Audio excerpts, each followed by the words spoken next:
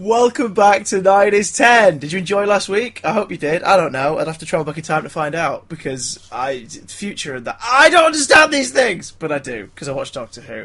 Now, this week is the second episode of Series 1. It's the 10th anniversary of the end of the world, which, like some would say, Rose was sort of a teaser. It was, introducing people who weren't familiar to the show, to the concept, getting used to the world, getting used to the character and everything. This is where, usually in a TV series, the story begins. Episode 2 of the first series run is where everything kicks off. And it's also the first time we get to see, essentially, a buttload of monsters on screen. A load of aliens, a load of creatures.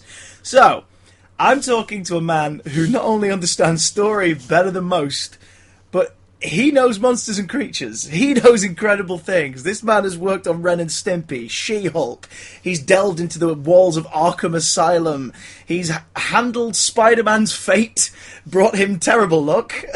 Like the old Parker luck has been probably not as extreme as it ever has been under anyone but this man. And is currently travelling through the cosmos with the Silver Surfer himself. Please welcome Mr. Dan Slottt. Hello, sir. Hello, Christopher. Hello. Thank you. Lovely round of applause there. Thank you. I've done nothing but list the many things you've done, so I'm going to applaud you. Yay! There we go. Yay! 3 claps there. Dan, welcome to 9 is 10. You're in New York right now, yes? Yes. You are. So this is our first. This is probably going to be our only long distance commentary. It is the middle of the day for me, so this is very much like time travel.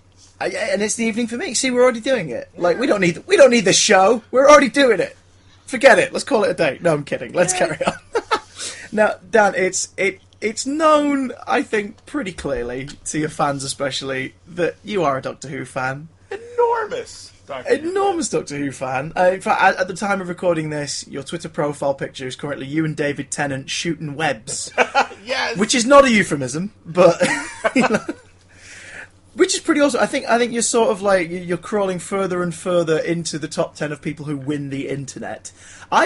Personally, I think you're already in there because the amount of pictures you've got of yourself with various Who stars, like just slinging webs left, right, and centre, is incredibly impressive. But tell me, Dan, take me back in time. What was your first encounter with Doctor Who? Oh man, this is tricky. When I was growing up as a wee lad in the U.S., I lived on the West Coast in California, and my local PBS affiliates didn't carry Doctor Who. But every summer we would go to my grandma's house in Massachusetts, and their PBS would carry Doctor Who. But you'd have to watch it all like you would watch one whole adventure in one go, and that took a lot of stamina, especially for a little kid. So the first ones I remember seeing was Talons of Wen-Chiang. Good way to start.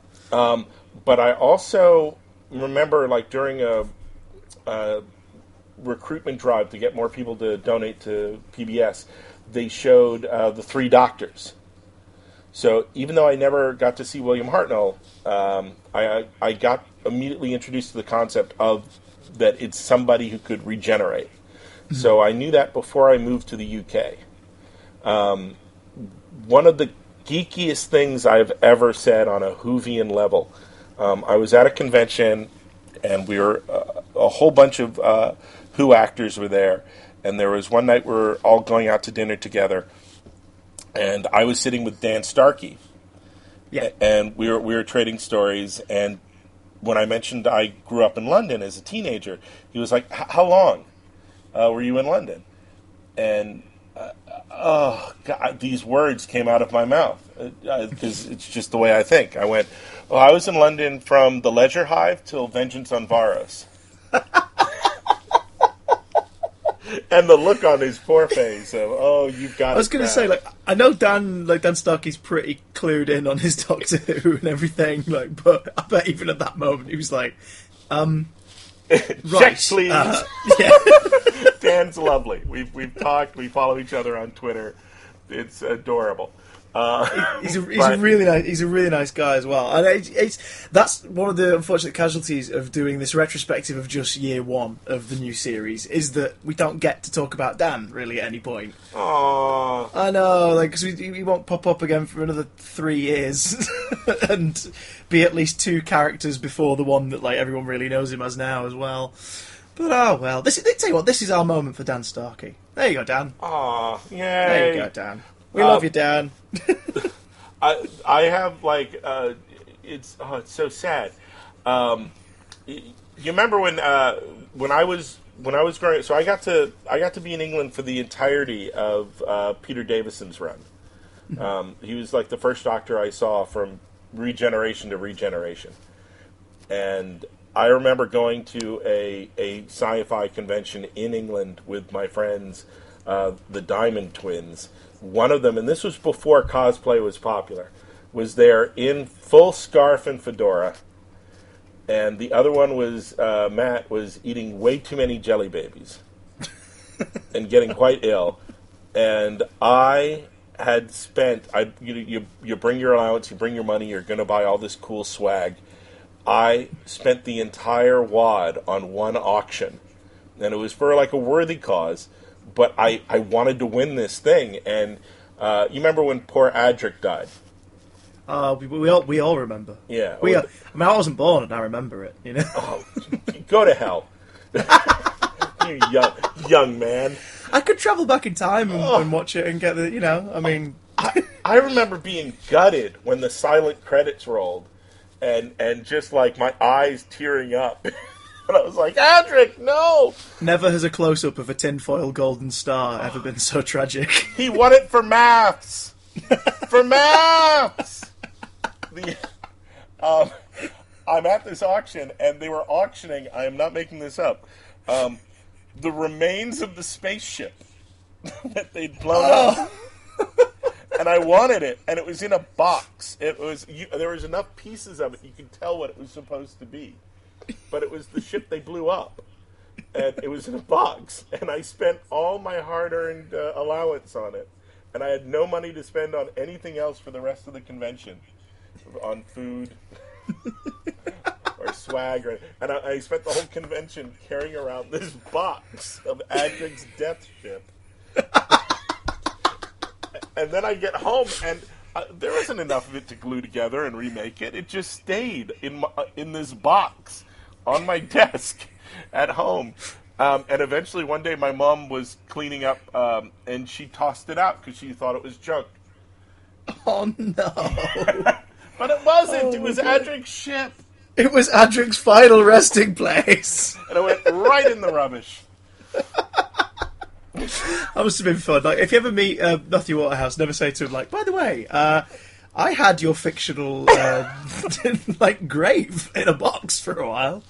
I still have the nose head. Would you sign it? the one sliver that made it out. Oh, but so, no, I was hardcore when because when I started, I started with Leisure Hive in earnest, where I was watching it every week from then.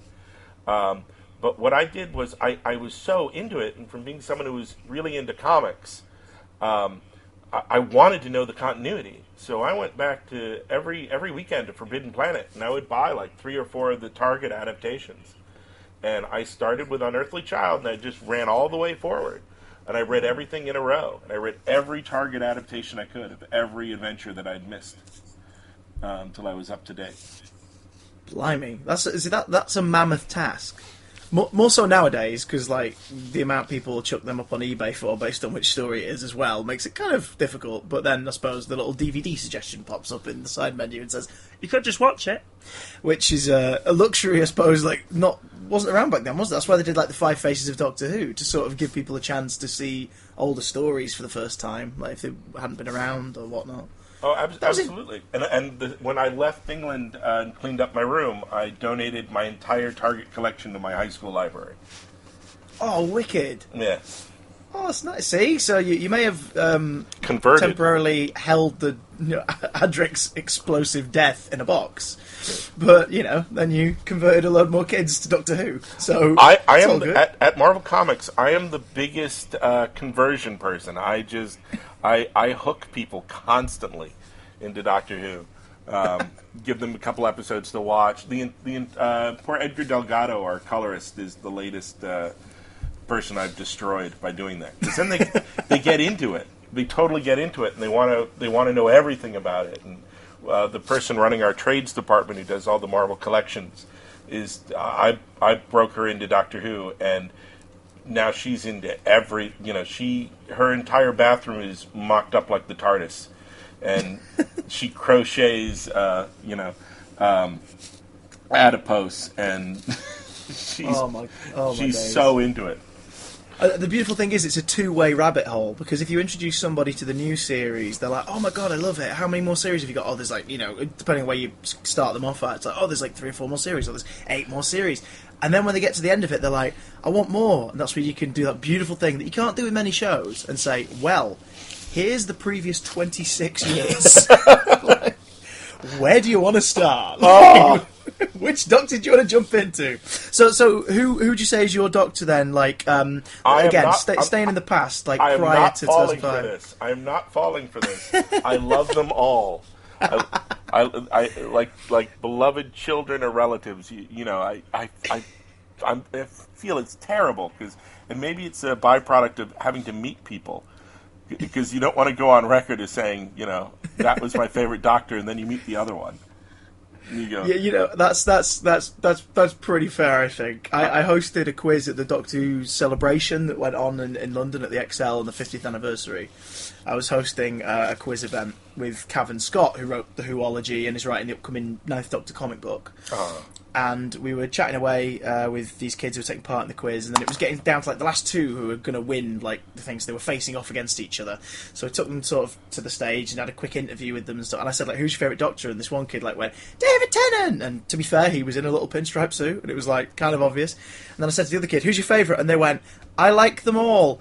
And then glanced in the direction of the area where Colin Baker and Sylvester McCoy were doing a Big Finish talk. As though to say, I'm saying this in case one of them overhears me and doesn't like the one I select and gets mad. I know that feeling. For the longest time, Peter Davison felt like my guy, but only because he was the one I'd seen everything of. And so many, how do you not say Tom Baker? You start falling into a trap.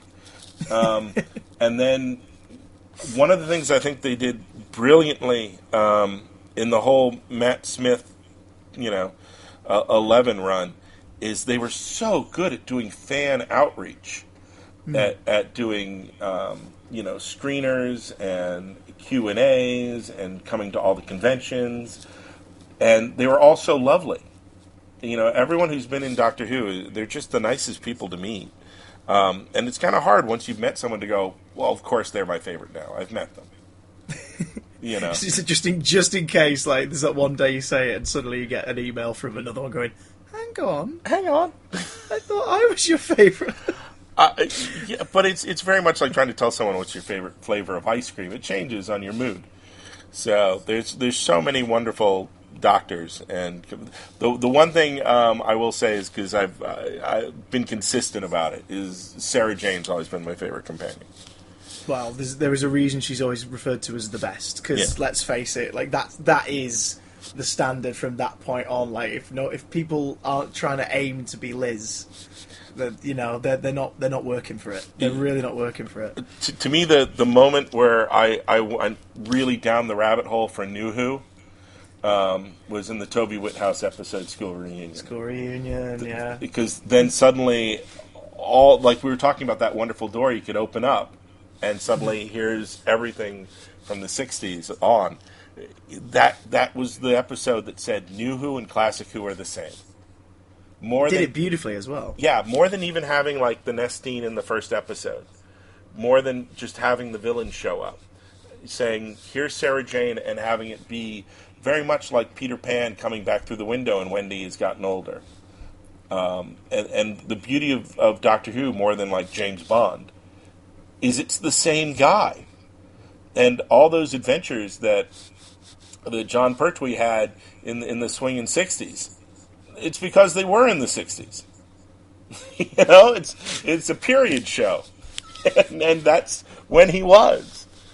Although unit dating aside, it was probably somewhere in the 70s or the 80s. They're not Oh, quite clear on that one, are they? What are they like? yes, go to the chroma file. Oh, jeez. They even referenced that in Day of the Doctor, didn't they? Like, it was 70s or 80s, not quite sure which. Yeah. It's like, fair enough. Now, no one in the 80s would have built the Whomobile. No one. No one. To be fair, pretty much. So 2005, like, the dawn of the new run. Were you excited in the lead up, or is that a silly question? Oh, like Christmas.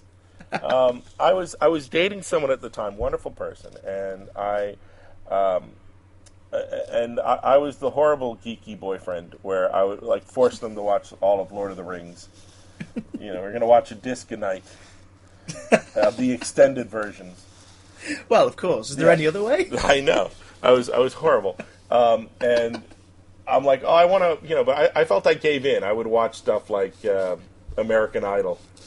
You know, like, okay, but now it's my turn. We're going to watch Doctor Who. She's like, what is this? And I got her to watch. I'm like, you're going to like it. You're going to like it. And by the time it was done, the season, she was so into it. She was more into it than I was, and wanted to know like about the old Doctor Who's and things like that. And then he changes into David Tennant, and she was furious. She was like, what just happened? And I'm like, well, the Doctor can regenerate. You never said that. Like, she thought, even that I had been describing it, always been someone like James Bond, or it was always the same guy. But no, he's a different guy now. But he's the same, but he's different. It's regeneration. I want the other guy back. I'm like, all you heard him say was Barcelona. It's going to be fine. It's like, give him a chance. Yeah, it's like, this is part of being a Whovian, a Who fan. You got to give the new guy. You always have to give the new guy a chance, and you got to. And she was like, "I'm not going to like him. No. And once she started watching Tenet, she got even more into Tenet. She got more into Tenet. She wasn't Eccles, and then it was like, it was scary. I did one San Diego Comic-Con. This is the first time I met Noel Clarke. I'm doing this one San Diego Comic-Con, and she collected Barbies, and she loved Doctor Who, and there was this one David Tennant the size of a Barbie, this one action figure they'd made that was Barbie size, and she had to have it, and she was going to order it from the UK, and the price to get it over was going to be insane, and I was like, honey, I'm sure someone at San Diego will have this. I'll pick you up one in San Diego. And the first day there, I used my pro badge to get in early, run straight to the Doctor Who booth, see if they have it. They had it, bought one, put it in my backpack, good to go. I check in with her when she's up. I'm like, honey, I got it. She's like, you got it? Like, it's in perfect condition. I'll bring it home. And she's like, where'd you get it? And I was like, at the Doctor Who. And then I'm like, oh, why did I say that? And the next day, she had me go back with my cell phone, and describe everything on the table. And I'm filling up my arms with TARDIS USB hubs and, everything they had. And I was walking around before, and this is like before my camera had a phone, and I'm taking pictures of everyone cosplaying, and there are all these Doctor Who cosplayers, and they were all wonderful, and they all posed for me, and they all pulled out their sonic screwdrivers of the correct doctors, and they were lovely. And so there's all these doctors and all these monsters, and I get up to the front, and I'm doing all this stuff, and I'm buying all this stuff, and my hands are full, and I've got the camera out, and I've got the cell phone crooked in my shoulder, and I'm describing everything, and then I stop and I look up. I'm not at the register yet, and there's Noel Clarke at the booth, and he's signing autographs. And I go, oh my God, honey, you'll never guess who I'm looking at right now. I'm like, it's Noel Clarke, it's Mickey Smith. And I take the phone and I pass it to Noel Clarke and say, can you say hello to my girlfriend? She's a big fan. And Noel's lovely, so he's like, sure. And he just starts talking into the cell phone. And I turn, and all the Doctor Who cosplayers who I took the pictures of earlier, they were actually in the queue. And they left a gap in the queue for people who just bought stuff, but the queue is for Noel's autograph. So now Noel's autographing a picture and talking to my girlfriend. I've just jumped the queue, and all these Doctor Who cosplayers are angry at me, and they're all yelling at me. And I'm like, and my arms are filled with swag and things. And I'm like, I'm sorry. And I turn to Noel. I'm like, what do I do? And he's like, buy something.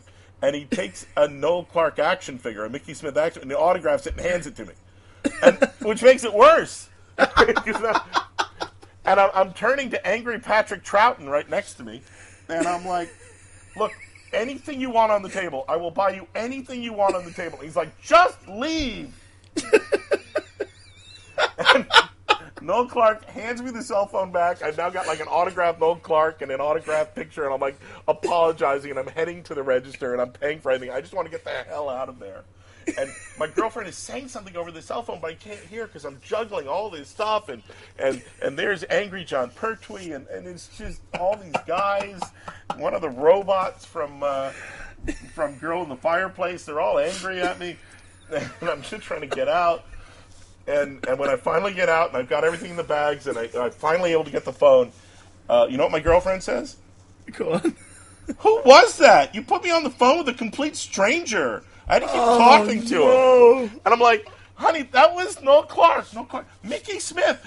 I was talking to Mickey Smith. Yes, put me back on. I'm like, I'm not going back.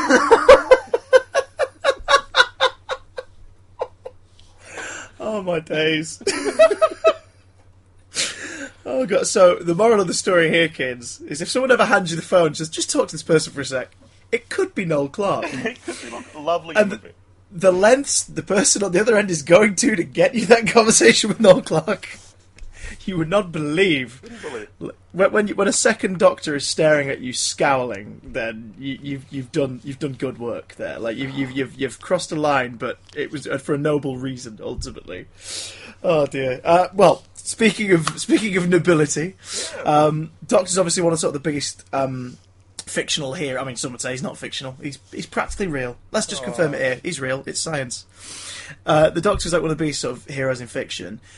You get to handle at the moment on a daily basis, like, again, two of the biggest heroes in fiction. From a storytelling perspective, do you look at Doctor Who and think to yourself like, oh God, I'd love to give that a try? Or would you say you're already giving that a go at the moment? Oh, I absolutely would not want to give it a try. Come on, Chris, come on. One of the sad things is I'm exclusive to Marvel. I can only write other Marvel comics. I can do things outside of comics. I've written cartoons and video games and all kinds of things. But when it comes to just comic books, I can only write Marvel. And I've actually had. When IDW had the book, they asked me if I'd like to write some Doctor Who. And now that Titan has it, they've asked me. The guys from Doctor Who magazine have asked me, and every time I have to like cry and say no. Surely we can find like a weird side door involving Death's Head or something where we can like kind of segue into a bit of like Sylvester McCoy action or something. There's got to be a loophole somewhere. I have tirelessly worked for 5 years to try to do Spider-Man meets Doctor Who. Oh man, I would read the hell out of that. IDW wanted to do it. Titan wants to do it. BBC Worldwide wants it done. People want, when I was up in Cardiff and I got to run around with my friend Toby, my best friend, on the TARDIS and got to hang out, and it was a blast. And I was talking to guys there, and I was walking them through what I wanted to do for the 5 issues. And everyone's like crying; they want to get it done, and it's Marvel. We're not doing crossovers. Fair enough. I mean, that's fair enough. You got to play the game and everything. But, who knows? One day. Oh, I can tell you the opening sequence, because the Doctor wants to go to modern-day New York because he wants to meet Spider-Man, because he's one of his favorite historical figures. And his companion tells him, are you sure? Because I'm from that time, and he's a menace. And the Doctor's like, trust me, history is kinder to him. And he wants to meet him. When he first steps out of the TARDIS, the Spider-Man is having a punch-up with the Rhino. And the whole street's getting torn up, and everything's going crazy. And the Doctor like cracks his knuckles and heads over and goes and pushes Spider-Man out of the side and says, "Don't worry, I have this." And the Rhino's charging him, and right when he gets up to the Doctor, he goes, "No mofo, no to, no." And the Rhino goes, "What?" And Spider-Man punches him out. He's like, "What were you thinking?" What? I speak to you, dude. It's fine. There's stuff like it throughout the whole every beat I've told everybody. It's like every kind of possible Spider-Man Doctor Who hybrid kind of thing you could possibly do, and people go, "Oh, that's good." The serum, it hasn't been turning Kirk Connors into a lizard. It's been turning him into a proto-Silurian. Oh my god. He is Kirk Connors, king of the Silurians. Oh my god. There's all this stuff I want to do. I have all the beats worked out. I have every kind of geekery shoved in there. It breaks my heart. Oh, Dan, right. We're gonna have to stop talking about this simply because, like, It's not going to happen. You. It's not going to happen ever. Oh, I think you're gonna have to do a Max Landis and just one day sit in front of a camera and describe the story that never will be, but must be heard. Oh, it'll come off more like Jodorowsky's Doom. Yeah. Cool. But at the same time, you are still getting to try out Cosmic Adventures in Silver Surfer. Now, I've got to admit, myself personally, I'm about 3 issues into the run, and I swore to myself, I'll wait for the trade. 2 questions. 1, is the trade coming soon? Oh, the trade. Not only is the trade coming soon, the trade's out, and it has a lovely pull quote by Toby Whithouse, beautiful. and a lovely back quote from Derek Ritchie, the script editor of Doctor Who. So, and we've even sent we sent like the first issue and trades to Russell T. Oh, nice. See, I'm going to have to scour my local brick and mortar, because, like, online, I'm coming up trumps here. That's the beauty of the Marvel app, though. I've been able to catch up a bit further. Naughty me. Naughty. Well, it's very much, when we sat down to how are we going to do Silver Surfer, Tom Brevoort, who's also a huge Whovian, we both approached it from the exact same way of how would Russell T Davies reboot Silver Surfer. That was our original germ. It's a pretty good sort of like way of thinking nowadays, especially after the launch of the new series of Who and everything. It was just like, okay, so this is how we take something that is steeped in history, that people absolutely adore. There are some people who know it back to front. There are others who aren't as familiar, but they get the basics. How do we introduce the world to it one more time? And I've got to say, you do a sterling job. That first issue is just beautiful, especially the last page. I don't want to say too much because I'd rather people buy it. Go out and buy it, people. It's very much out. Silver Surfer gets an Earth Girl companion. Yeah, and you go Dawn from is there. Amazing. Dawn is a brilliant character. But again, like terminologies, there's sort of lovely little things that are very, very Whovian in their way, like the Queen of the Nevers and stuff. Like it's. Just the names as well. It's just this rich thing. And this is an episode, particularly the one we're about to watch. So everybody, line it up. If you've got it on Netflix, there's a logo beforehand. If you're watching it like Dan is on iTunes, then get it ready, get it paused on time code 0000. If you've got the DVD like me, get ready to play.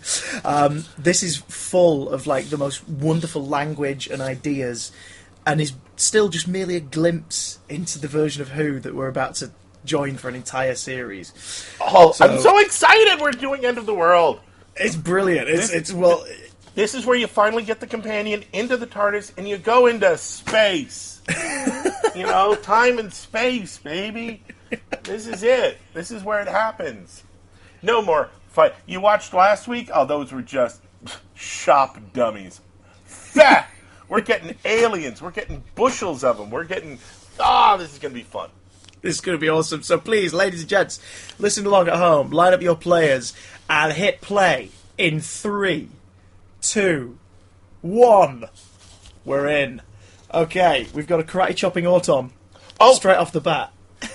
I've got a good way to accept Hand Doctor at the end of Doomsday. Aye. Not Doomsday. The Journey. The you know what I mean? When Rose ends up with Hand Doctor. Oh yeah, at the end of Journey's End. Journey's End. That you always get that feeling like it's not right, Like, oh, no, she should be with David Tennant, not hand David Tennant. But when you think about it, the first time they ever touch, the first time they meet, when he grabs her hand and says run, it's with that hand. That's probably the best way to look at that theory ever. Like, that would instantly shut up anybody who is just going, but it's not right. It's true. Blimey. It's that hand. So there you go. Run. You should write comics. You're really good at this. I love him showing off. Like, they don't even step outside. Imagine everybody who's just standing around for all the centuries, and the box just keeps popping up, and no one even steps out. They just keep zipping it forward another 100 years. He's totally like, yeah, we're 1,000 years. Oh, and this is where they start the counting, where they start adding random nouns. Where they go apple/acorn. Love that, man. Again, it's this glimpse into other stories, like the new Roman Empire and all this stuff. It's like, I want to see that, man. Yes! It's a whole bunch of Romans standing there watching a blue box show up and then leaving. It's like, hang on. I like to imagine it's appearing like in the middle of someone's wedding or just like in a bathroom somewhere. But if you think about it, if you think about the whole term of like apple/acorn, if apple equals like 12, like a billion years, then it means there's a billion years where people have been saying apple way too many times. Look at the smugness on his face. He knows she's going to be impressed. I love how there's no establishing shot, so it looks like you're just looking at an air vent, but it's actually the sun shield. Really bold choice as well, but you can totally get why they did it for episode 2 to just, like you say, episode 1, shot with no dummies. It's stuff that you see in real life. Yep. Episode 2, not only is it in space, not only are you know, about this first shot, you're about to witness the solar flares that are going to wipe out the planet. Pretty heavy for tea time on a Saturday night. Hey, but happens to Arthur Dent in like the opening chapter. But there is something beautiful about the end of the Earth as the way. What? That's so gutsy. Apple/26. But I love the fact that he's not going to save the Earth. That's just so. That's so. Man, Russell T Davies is good. We touched on it a bit in last week's commentary and stuff, but I did say everybody at home play along the amount of times the Doctor sort of, archetypally saves the day, and the amount of times that stuff just happens and other people have to take charge and win the day, or he sort of gives a nod for someone else to do it. Because we realised, especially when I was doing the Time Team feature with Doctor Who magazine, that his arc this series is trying to avoid responsibility wherever possible. Really? If you look at episode 1, he goes to speak with the Nestine, but when things go completely totso, like, it's down to Rose to actually do something. In this story, for example, it's a little more murder mystery, like, everything comes undone. But like in The Unquiet Dead, Gwyneth, spoiler alert for people who've not watched it, like Gwyneth is sort of, is the one who saves the day, and later on, like, there's just other instances of other people taking charge and making it happen. Usually costing them their lives in a few instances, and it's because, as far as he's concerned, he has just committed the genocide of 2 species. He's eradicated 2 species, and he's running from that. Now, he doesn't want to look back, and he doesn't want to play God anymore. He doesn't want to be in charge of people's lives. I think we can say that having watched all of them, but I think you have to look again at the beginning, like how often it's set that he's the survivor of the Time War as opposed to the person who pushed the button. Yeah, well, I was going to say, does he admit it? I can't recall if he admits in this. Yeah, well, I suppose he does toward the end, doesn't he? It has to come out. But at the moment, like you say, it's more about, like, I'm the last one left. Yeah. And no, because I had to pull the trigger. But what a brilliant new addition to the pantheon that he's the last one.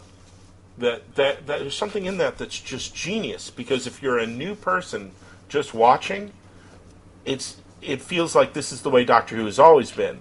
And if you're someone who's been watching for all the time, it's like this momentous moment to realize he's the last Time Lord, and how mythic that is. And it adds even more mystery as well to that period between the 8th Doctor and the 9th Doctor that we don't really know about. I mean, aside from all the New Virgin Adventures and all the books and everything, the BBC books and the Big Finish earlier, like, we don't really know what's happened between then and now. Oh, wait, here it comes. First time. Hey! Psychic paper! What I love about this is I rewatched Confidential not too long ago, like the series 1 of Doctor Who Confidential, and I remember in that, like, they say the psychic paper was created just to sort of skip the complicated bits. Yes! Well, you watch any classic Doctor Who episode, very much like, I don't know, I'm just pulling this at random, like if you watch an episode of Murder, She Wrote. Every time Jessica Fletcher shows up, someone's dead. And someone should go, "Are you killing them, old lady? Is that you? Because you have a long record of doing this." And Doctor Who, where the Doctor shows up, it's always in the middle of an adventure. And you would constantly have these stories where everyone assumes that he's responsible for the terrible thing that's about to happen because he just showed up. And Psychic Paper means you don't have to go through like 40 more years of that story. Yeah.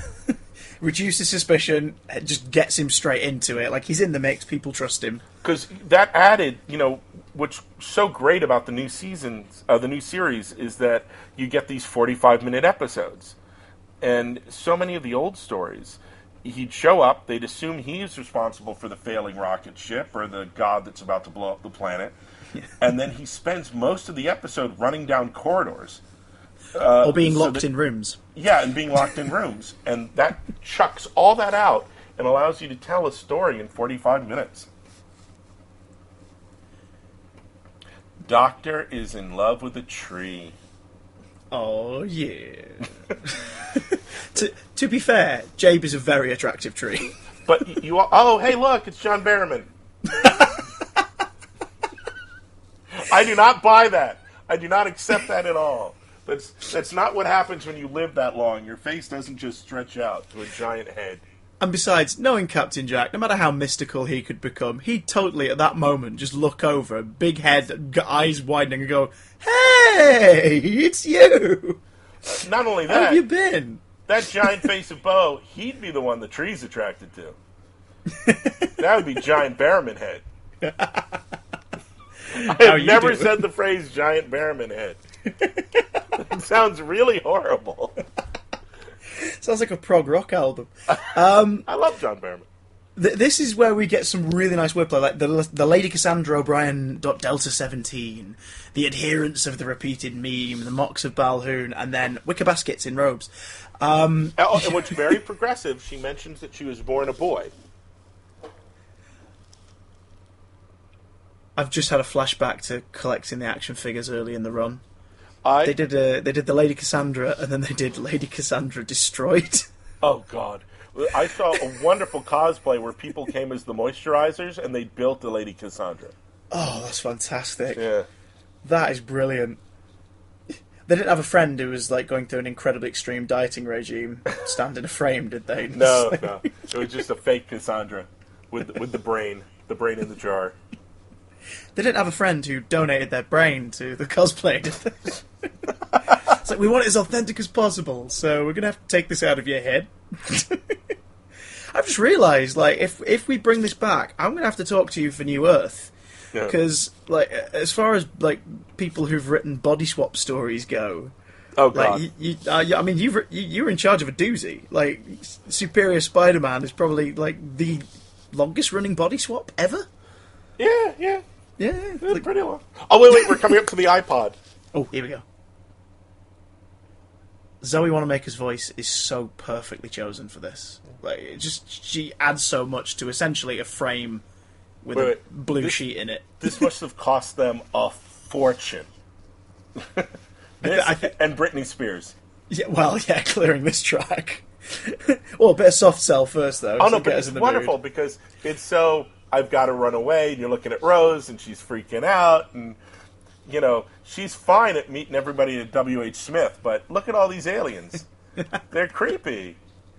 What has she done? What is she doing? Oh, my God. Piper plays this beautifully. So much is being said without a single word. I mean, obviously we're about to go into a scene where she's going to word dump it on the Doctor and just give him a piece of her mind. Oh, but look at that. Oh, bless her. You just want to give her a hug. She's set. The genius of this series is they made her the star. You know, as much as we want to talk about Eccleston being the Doctor, they really made the companion an equal footing star. I don't think, you know, can you think of a time they've done that before? The closest in the previous run is probably Ace just a little bit, maybe. Yeah, I can see that. But before that, Sarah Jane, and even then that was down to Liz Sladen sort of bringing it out. Like she made sure that she was a sparring partner for Tom Baker, like regardless of role in the story. CGI spider. Hey, the effects of this, growing up with rubber rocks and, you know, I remember like laughing watching The Visitation. You know, that this is top notch. God bless them. And this is another tenet of what they do that's so well, is even this character, they're going to make me care about the plumber. This is the first time I think 1,000 voices simultaneously cried out all at once, going, "No!" Like, you didn't care a drop about the creepy guy with the website last episode. Yeah. You know, and he's killed in front of his family. But look at this lovely blue plumber. She's just wonderful. Again, that sounds like a prog rock album title. Lovely Blue Plumber. Yeah, they're the opening band for Barrowman's Giant Head. Oh, it's beautifully done. And again, like equally, these flickering, these characters who are but a blink in the history of the show. Russell pays so much care and attention to them, like you say. But it's an ongoing trend as well, and it's something that I think New Who on the whole, this series of course being like the template, really like makes it its mission to do. Like, it's not, here are your disposable bodies for the next 10 minutes, everybody. Say hello to your red shirt for the evening. Like, they want you to really get invested in the war. And it's also, I think, part of the reason why sort of there are the stereotypes of the older run, particularly like the 80s Who, where people are just, oh, it's just daft, there's all these people show up and there's just too much going on. It's like, well, that's happening here too, but they're taking their time. They're letting you meet everyone, and old Who did quite well as well, but yeah. I know it's going to sound silly, but a lot of it is the names. The names are simple and easy to get, and in the old Who, it was like 8 random syllables for every character's name. And I can't be bothered. You'll be dead in a couple scenes. Hello, I'm Sabalom Glitz. You're right, I'm Bill. Yeah.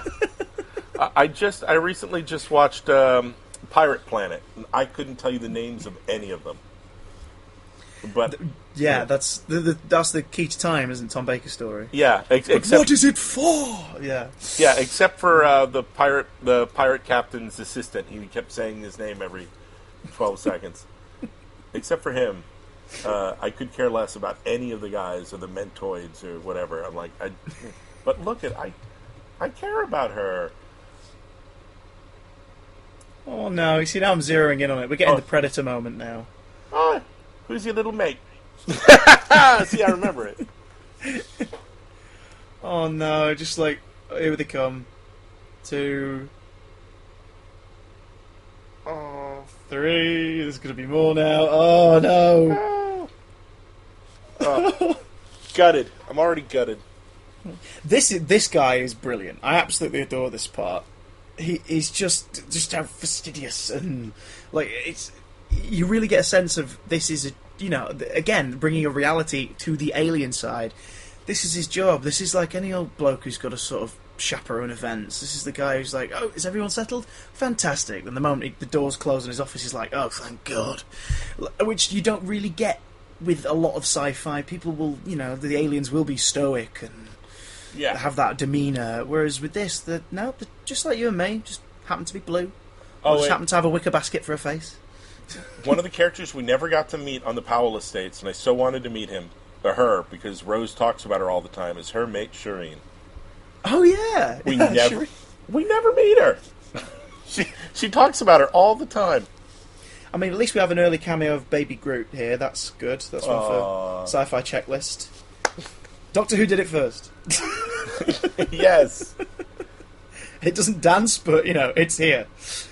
Oh, look at Will the owner of the blue box... It's very much saying, like, white Volvo, your lights are on. Watch, the TARDIS translation circuits even makes it say, have a nice day. Like, you'll be watching Star Wars, and Obi-Wan is going around the booth, and all the force field things are labeled in English.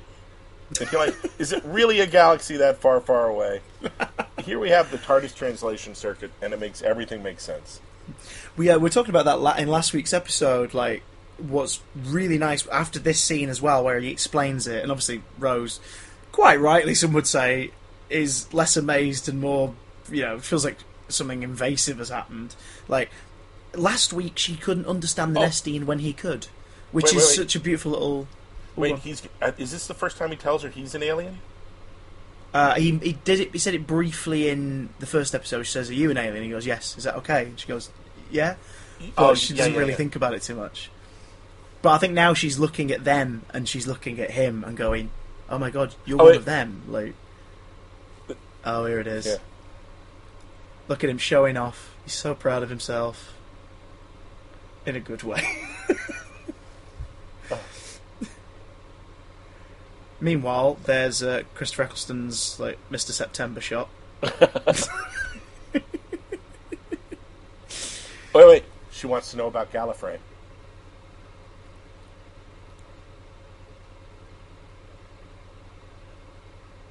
Oh, he's really, really trying to avoid answering anything, honestly, here. Oh. It's kind of like when you're reading comics, Wolverine keeps his name Logan a secret for ages. He doesn't even tell the other X-Men. And it's the most important thing when he does. And the later you get onto the series, someone can bump into him in the street and he'll just go, "Hey, I'm Logan." And it's the same with the Doctor in Gallifrey. He hides it from Martha. He hides it all over the place. But then after a while, it's, I come from Gallifrey. Here it comes. I want to meet her! If I ever got to write a story for 11, the thing that drove me the craziest of the entire run of 11 was they even did an episode, Toby Whithouse's episode in the Wild West. They even did an episode in the Wild West. He never met Geronimo. Dear God, I just want meet Geronimo. He's a real person. Meet him. I just wanted to have a scene where he goes, "Geronimo!" And someone in the background goes, "Yes?" And he goes, "What? He's a time traveler. Let him meet him." Are there characters I want to meet? I want to meet Shireen. I want to meet Geronimo. Oh, if only she kept using the phone, Mickey wouldn't have been thought of as a stalker and killer. Yeah, well, she makes the one call. Very good point, actually. I mean, I suppose they don't know they'd been away that long and such, but like, even wibbly wobbly. I love owning the. They put out a book of all the scripts of the first season. Mm-hmm. And I just love reading the Jackie dialogue. It's just so effortless, but it's so brilliant. It's such everything that comes out of her mouth so perfectly makes that character. I love Jackie. It's also one of the things that gets rid of any, I think, sort of anger people may have had. Like, stop making it a soap opera, which was one of the most annoying criticisms that you just wanted to shut everybody down who was saying it at the time. Like, why is it a soap opera all of a sudden? It's not. They're giving Rose, they're giving her stakes. They're giving her, more backgrounds that you really give a damn about. But also, they're giving Camille Kajuri a chance to shine because Jackie is just brilliant. Everybody on the Powell Estates is great. I love that she has her world. Oh gosh, never ramble on your own in an empty room. No. Something will happen. But watch, it only takes one button to screw it up. and there's no one button to fix it. It's one button. One little yellow button. I remember this. Oh man, and just that ever-constant sun in the background of pretty much every shot where we've got a window. Just reminding you that no matter what's going on in here, Something really big's about to happen out there. There's this ever-present scale. Oh, absolutely. Wait. Here it comes. One button. It's the we kill you and make everything impossible. One button. It's all it takes. See, one day I knew Apple would go to the point to just go too far. No, not the white and red buttons. It's the yellow button.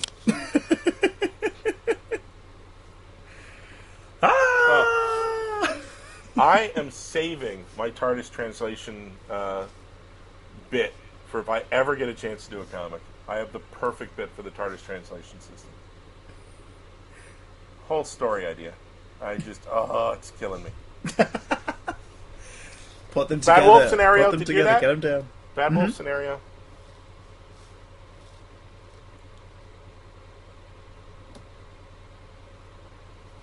So is that? I think that is then the first mention of it, isn't it, in the series? That's the first Bad Wolf. Yep. If you're playing the Bad Wolf drinking game at home, it doesn't get you drunk particularly quickly. But either way, drink responsibly. Wait. Here it comes.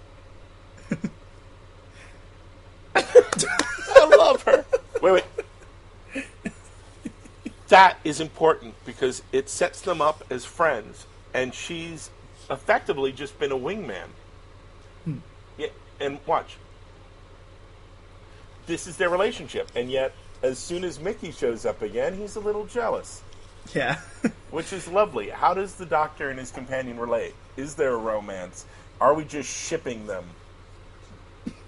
Are we drawing conclusions that aren't actually there? But yeah. Wait, Here it comes. We're coming up with the second Titanic mention. And quite possibly the first appearance of many of the tunnels underneath the Cardiff Arena. We'll revisit these tunnels many a time. Wait.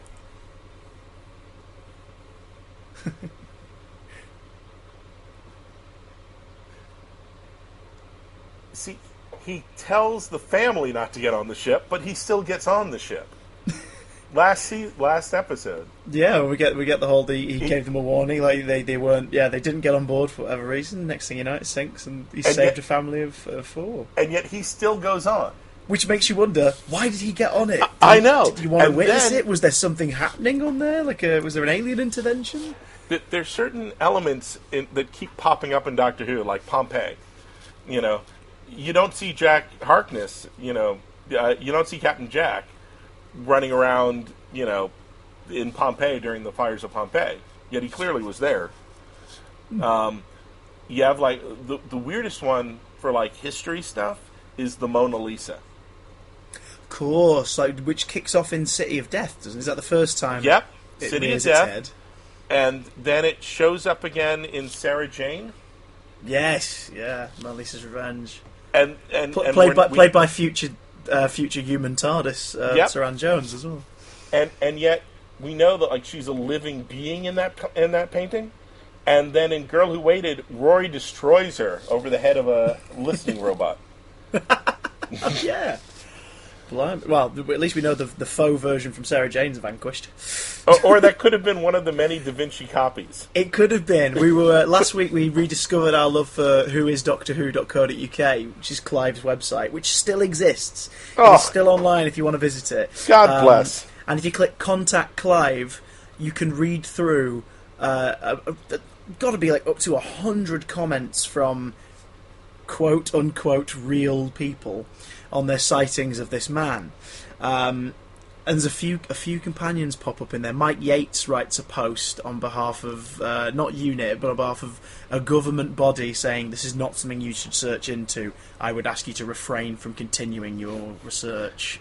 This man has friends in high places, and it's ooh, and but Sarah Jane submits saying she's trying to contact this man for an interview for her newspaper. If anyone has any details. But nicely, there's one reference where someone says that he was in the Louvre looking at the Mona Lisa, chuckling and going, I prefer the original. Whovian fans are the best. It's so good, man. It's brilliant. The amount of material on that site alone. Again, there's so many hinted stories of adventures he's had, and that we'll never really get to know. But this is also the first series, I think, that made reference to the sort of expanded universe of it, of the other fiction. Because we fast forward to Boomtown, Rose is telling Mickey about Justicia, the prison world, which features in the Ninth Doctor book, The Monsters Inside. Well, there's all these wonderful stories that happen in between, and I think you need them so you can have, the Doctor Who comics and the Doctor Who novels and the Big Finish audios, and it's lovely. It's cool that they can do that, but it's also nice that round, this year, this is the first one where they sort of go, we're going to acknowledge those exist, and we're going to kind of confirm. Obviously, we get a big treat later on down the line in Night of the Doctor, where Big Finish, it's all real, it happened. Yeah. When he does that toast, you could hear thousands of fans through the ether screaming "Yay!" Oh, here we are. These are the first hints of Gallifrey's fate. Oh, look at him, man. See, this is why Chris Eccleston is just hands down one of my favourite actors. Never mind, my Doctor and stuff. He's brilliant at subtly conveying the stuff that others would try and obviously display. Okay, the first time I saw this, I'm thinking the Chompers from Galaxy Quest. Why is this here? When you look at Eccleston crying, or when you look at the fans? No, the giant silvery blades. And I swear, if you look at them closely, it looks like they're splattered with blood already. Like someone who's trying. Yes, it's like sort of rust and this stains up the side of it. Oh, man. Oh, no. By Grabthar's hammer, she will be avenged. Oh, Rose! Look, see? Look at the red. Look at the red on the blades. Oh. Someone obviously tried to do some quick repairs. See? I'm not making that up, right? No, that is definitely there. Yeah. It's like someone screwed up before. Oh, man. And again, just the scale of the ship here. We can look at it from the balcony and from the Grand Hall and everything, and you can, obviously if you're a bit of a spoil sport, you can be sat there going they've obviously filmed that in, Cardiff Town Hall, but then the size of this place, and the size of the fans. Oh. No, but the special effects are leaps and bounds over anything we ever had a right to on Doctor Who. And they've aged really well, which is a weird thing to say only 10 years on, but CGI in particular can, the cracks can show in that based on who you've got working on it. But the team who've always worked in Doctor Who, they aim to make this last. Mm-hmm. Which, is... Here comes... This must have been half the budget. Right there. Half the budget. And also, again, so unlike what you'd normally see in a sci-fi show. We've got Britney Spears' song playing over the bit where everything's going to hell. Oh, dude, they're going to top it years later and have Kylie actually in the show. That's brilliant. Oh, man. Again, the design, on the doors and stuff, if you look, certain shots and everything, everything on the window, there is the English translation. Yeah, but in the graphics, it's beautifully done, and again, not highlighted. It's just there and ever present. When we go offline, I'm telling you my translation bit. Oh, okay. No. The thought of this is grisly as sin as well. What a horrible way to go. Ah. Wait. His reaction's priceless. And here it is legging down the corridor moment. No. Who's in there? Wait, here it comes.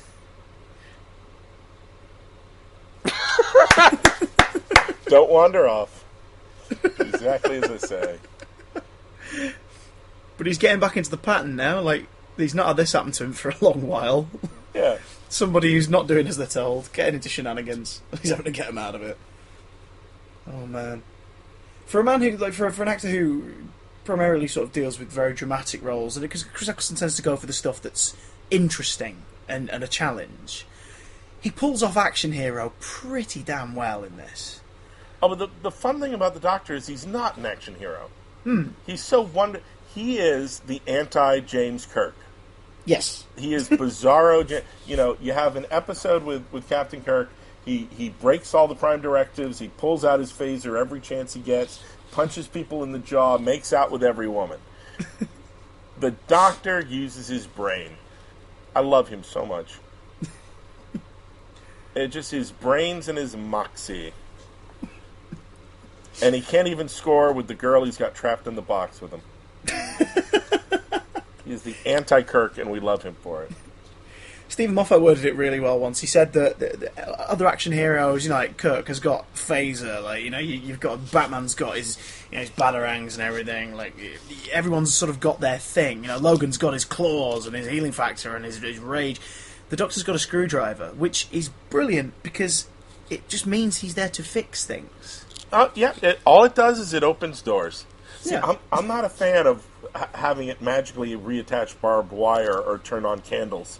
I mean, to be fair, it can resonate concrete, but I know what you mean. Like it can go a bit far, with its functions. But it's a testament to the fact that that's all you need. It's brains. Brains is that. And brains and the courage to actually stand up and do what's right, even if no one else is doing it. Also, this is Doctor Who's version of a Agatha Christie moment. Oh, it's wonderful. For now, anyway. Yeah. He's giving us his best Hercule Poirot here. Oh. I will say this, as a collector of all the merchandise and the tat, I desperately wanted a figure of the adherents of the repeated meme. Until I realised that you could easily create it. You could just wrap a bit of black cloth around the, like any other toy. The whole gag of you could easily recreate it, I also think is part of the charm of the Doctor. He's the easiest guy to cosplay, and if you're a kid, to play. There's something just... Well, no, obviously the tact from the season 8 onwards, Peter Capaldi's run was when they announced the costume. They went in with the whole, no frills, no scarves, just 100% Rebel Time Lord. Got to say, Eccleston was doing it first. Yep, I would have liked if there was one bit of flair on the Capaldi costume. If there's that one thing that you could, the bow tie, the stick of celery, there's something. Yeah, where you could take the one thing and suddenly. I think it gets close in Deep Breath and Mummy on the Orient Express, where he's got a bit more of a Pertwee-esque twist to the it's like just a cravat or just something that kind of to hang your hat on. It in. Yeah. Can't pass this opportunity up. You're talking about unique villains. I mean, Cassandra's a fun concept already, and just an amazing idea. The idea of vanity and plastic surgery going so far to this. But also the fakery of it, her entire time here has been a charade because she's been behind the whole thing. Right. It's hilarious that you get such wonderful actors portraying villains, giving it the camp it needs or the sort of the gravitas it needs. Here, our villain is a CGI sheet of skin, coupled with an admittedly brilliant vocal performance, and she's just as threatening. Talk about diverse storytelling. Our villain is a flap of flesh.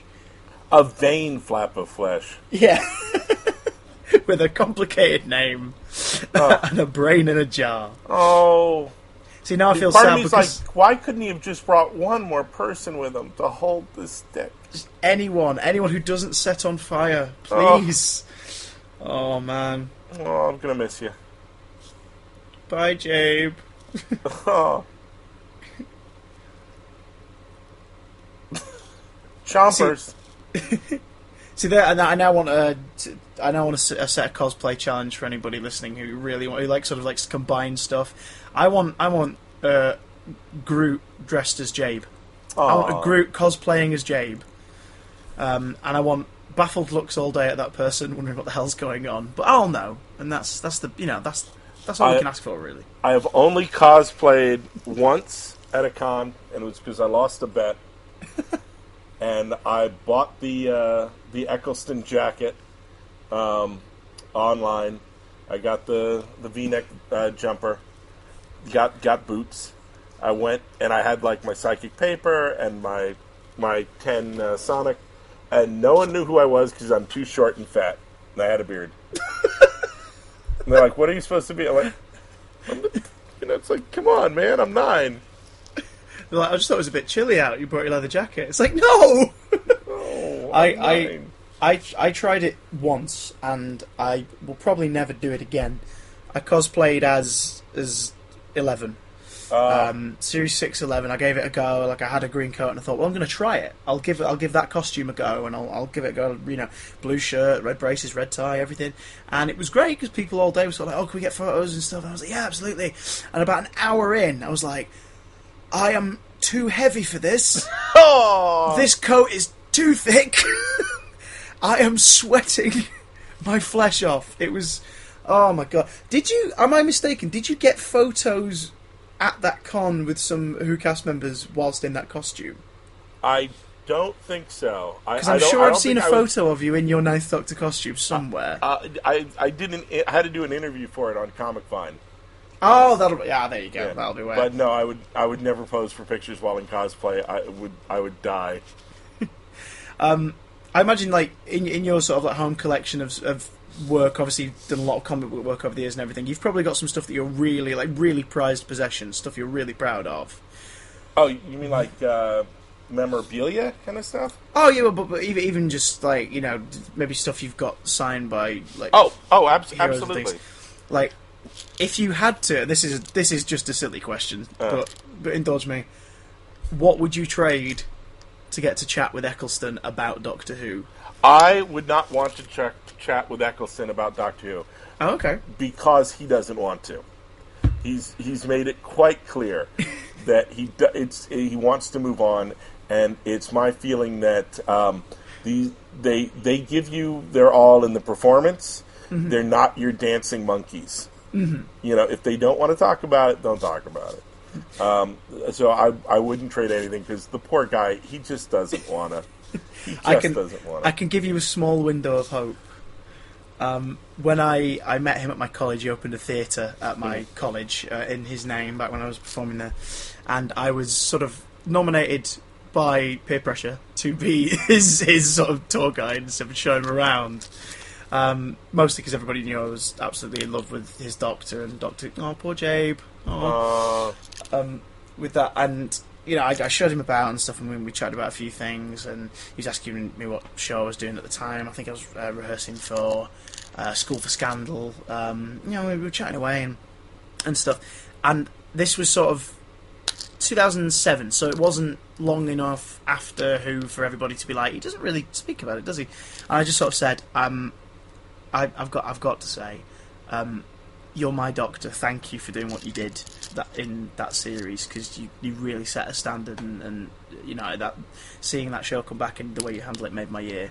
And he just looked really chuffed, and he went, "Oh, thank you very much. That means a lot. Thank you." And I was like, "Oh." So I get the sense that as an actor, he seems to me, and I don't mean he seems to be like an actor who he's constantly moving forward. Like he wants to do very much like the Ninth Doctor. He wants to do the next challenge and give that a try. Doesn't want to reflect too much on the past, but I think he would. I think if you gave him a nod, he'd probably be like, "No, I'm not going to risk it." I talked to Steve Ditko for a while and never mentioned comics, so I have the strength to do this. But watch this. This is the first time the Doctor's really going to kill someone. Oh yeah! Oh blimey! So if you're keeping score of when he actually takes matters into his own hands, guys, I think this is pretty much the one time, or at least at this point, it's one to Rose, one to the Doctor. Watch, he's going to let someone die. He's going for the Batman Begins logic. That doesn't work. I don't buy that at all.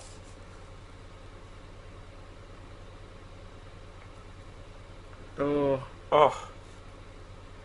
And here's what the companion is supposed to say.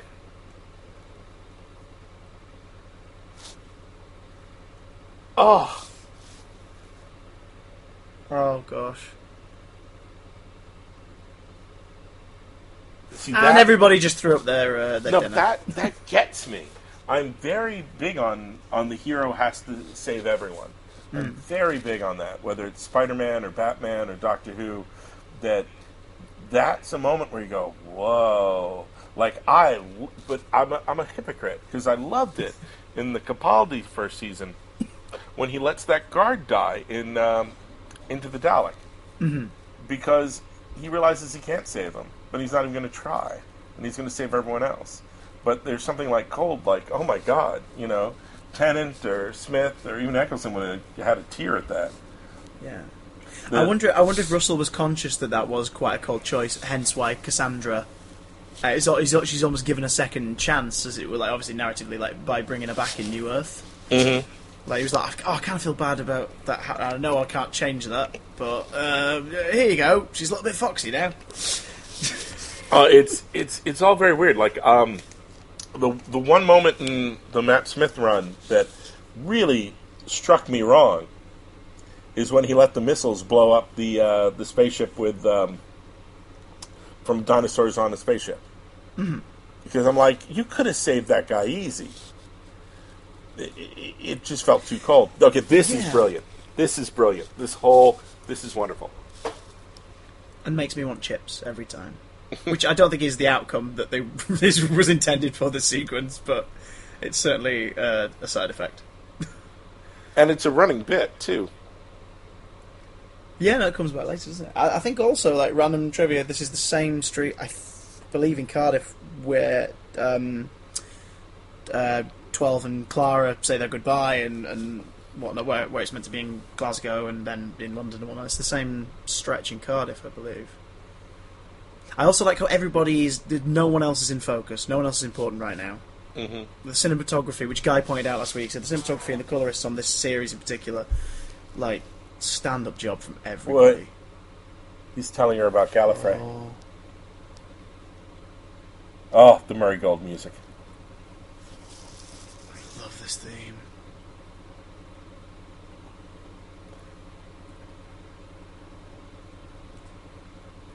Oh my god. I remember watching this go out. Wait, he doesn't say he killed them. He doesn't say he killed them. He says, we lost, and I'm the last. I remember watching this going out and thinking, yeah, I'm the only survivor. I remember thinking to myself, like, what the hell what has changed him this much? Because admittedly, he didn't always get on with his people. There's been a couple of trials and everything, like, he's not on par with them, but it'd be horrific for anyone to lose where they're from, to lose their connection to their roots. Wait, here it comes. Where they feel safe. What does she want? What does she want?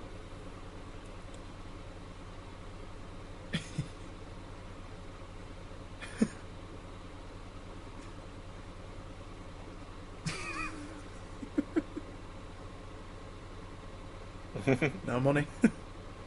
Which again is a recurring motif with totally. later Doctors.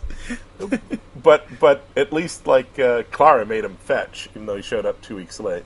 Yeah. Leaving her in Scotland as well. Oh man.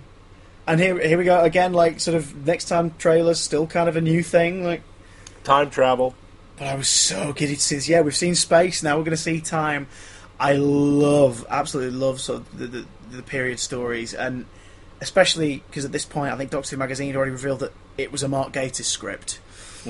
And I was a big League of Gentlemen fan at the time, so for me I was just really eager to see what he was going to do with this, because some of the best stuff he did for League of Gentlemen was going back to like the Victorian era for the Christmas special, things like that. I want a moratorium on Victorian age and the Blitz. No more Victorian and the Blitz. Oh, going forward, absolutely. I think we've probably been back there way too many times. The Doctor should want to see new things. Yeah. And, oh my God, you almost feel like he's been in the Victorian age longer than Queen Victoria. Just doubling back. And I've just noticed actually, Comic Connection concept artist Brian Hitch. Oh, yeah. The concept art for the series. Designed by the Cybermen and so many wonderful things. Oh, man. In the first season. So, comic books, yay! Yay! Getting in there. That was the end of the world. Like, and bloody hell, like, laying down the gauntlet in week 2 for, we're not just going to be running around London, everybody. This is the sort of stuff we're going to take you to from now on. Of course, this is, if I remember rightly, the last story for a little bit where we are not on Earth. Because we've got Unquiet Dead and Aliens of London and I mean Dalek even more so. We're under Earth in Dalek. So Yeah, it's not until they go back up into the space station with Adam. yeah, in the long game, yeah. Yeah, Which again, though, is a location we Over return Earth. to later on. Yeah, but it's over Earth. So you keep, yeah. It takes some. Does he leave Earth orbit? That's a very good question. In all of the Ecclestons, does he ever get out there to the stars, or do you just keep time traveling around Earth? I wonder if that was a conscious decision for year one to try and keep it grounded enough. Like, we'll venture forward and we'll venture back, but we're going to stay here for now. Get everybody who's not used to it, you know, the sort of locations a show like this can do. Get them used to it. Wait a minute. I'm thinking about it. You do not go into space, really into proper space, until you're Impossible Planet. Yeah, no, yeah, because even New Earth is just sort of it's Earth. It may be a different one, but it's still the same idea. You're still earthy, Earth. You know, and if you're jumping around, or you go to an alternate universe with Cybermen, it's still Earth. So it's like it's not till you really get to the Impossible Planet that you really venture into space. Blimey, O'Reilly. I'm still kind of recovering from that, especially the designs, the look of it. Eccleston's performance. By this point, for me, back in 2005, I was assured that this was the Doctor. But the ending of this episode, and to be fair, what he did with Cassandra and that, it makes me want to. It makes me sad. It makes me want to know what's happened. What is so bad that you are like this now? I was in with him as the Doctor. He didn't even have to give the speech that Capaldi loves about the Earth spinning. I was in the minute he flipped through the gossip rag and said it'll never work. You know, he's gay and she's an alien. I was like, I'm in. I've totally bought into the premise, 100%. Well, and so much so that it's been an absolute delight to have you on this episode of 9 is 10. Yay! Ladies and gentlemen, give a round of applause to Mr. Dan Slottt from the future to the past where we are right now. Time-travelling praise. Dan, where can people catch you at the moment? Where are you on Twitter? What are you writing? Tell everybody to spill the beans. I think the thing people like the most is, like we're saying, Silver Surfer is my love letter to New Who. Mm-hmm. That comes out every month. Me and Mike Allred, the co-creator of iZombie, we're having a blast on that. I'm on Twitter, just at my name, at Dan Slottt, and I tweet about Doctor Who all the time. I love it to bits. And I'll be in London for the London Film and Comic Con in July. If you actually want to pop by and say hi and have me sign some Spider-Mans or something. Do it, people. Do it. I'll be swinging by to come and say hello. So thank you very much. Yeah. And please do join us next week. Go to Twitter, official CDJ, to find out who my next guest is going to be, any tidbits, and join me, of course, for a cheeky little after party as well later in the week.